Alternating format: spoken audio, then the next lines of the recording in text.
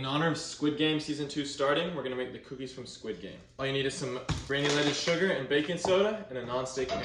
This recipe is pretty simple. We're gonna start out with 4 tablespoons of granulated sugar. We're just gonna put it right into this non-stick pan. Make sure it is non-stick. It's gonna make the cleaning up process a little bit easier. Then once we get it in that pan, we're gonna turn the heat on low and let it start to melt down.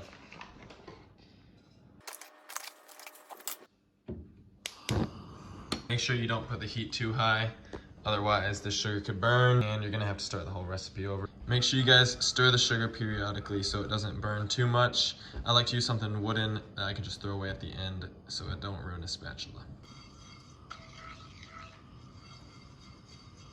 Once you guys start to see it clump up, you're gonna wanna turn down that heat a good amount because it's gonna start melting fast from there. And make sure you guys keep stirring it. Once it's starting to melt, you really do not want this thing to burn.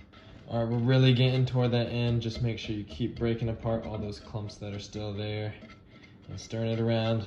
This is important that you do not burn it here. Maybe turn down the heat a little bit as well. Now you guys can see we've got all that sugar melted. It's basically just caramel at this point. And this is the last step of the process. Just try to put it all in one spot on the pan. And we're literally just gonna add a pinch of baking soda and mix it in there. Start out with a little bit and mix it around. And just kind of get a feel for it. You want to get to that kind of creamy white-ish tan color. Just kind of feel for it. That looks pretty good. Just keep mixing that around. Should fluff up a little bit. That looks to be the color that we're looking for. And now we're just make sure to keep a little bit of heat on it so it doesn't start to harden. Now that we're done making it, we're gonna get a piece of parchment paper and just pour it right on there, and then we're gonna add a cookie cutter and just press that out the shape. This way.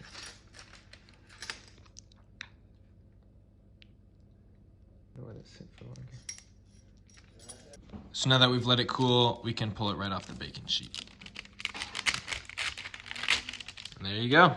You got your cookie.